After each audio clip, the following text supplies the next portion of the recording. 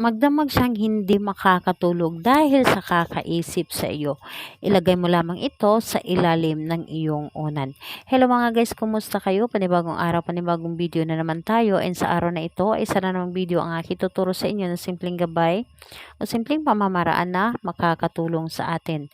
At bago ang lahat, gusto ko lang mag-disclaimer sa mga taong hindi naniniwala at hindi gusto ang mga kagaya nitong video. Please skip this video and maghanap kayo ng videos na gustong gusto nyo dahil ang video na ito ay para lamang ito sa mga taong naniniwala and gusto mag-try. Sa lahat po ng mga nagko-comment po dito sa aking video dito sa loob ng aking channel, mag-ingat sa lahat ng mga nagre-reply sa inyo na dinadala kayo sa kanilang WhatsApp in Imo app upang makaiwas po tayo sa scam. Ngayon po ituturo ko sa inyo paano hindi makakatulog sa kakaisip sa iyo ang taong minamahal ninyo lalo na kapag ito ay nasa malayo. So, ang dapat lamang natin ditong ihanda is kailangan mo lamang dito ng larawan ng inyong target.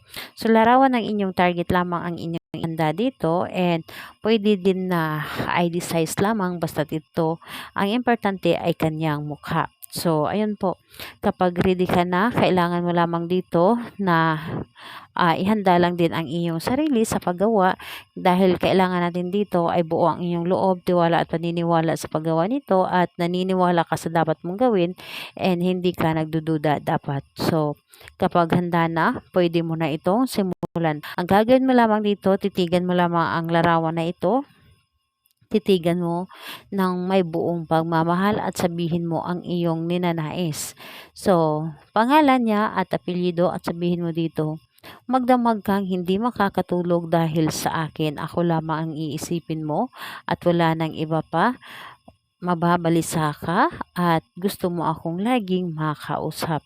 So, sabihin mo lamang dito ang ano man ang gusto mo pang sabihin, basta ang importante ay buo ang iyong loob at kailangan na positive ang lahat ng mga sinasabi mo at para ito sa kanya ang lahat ng sasabihin mo.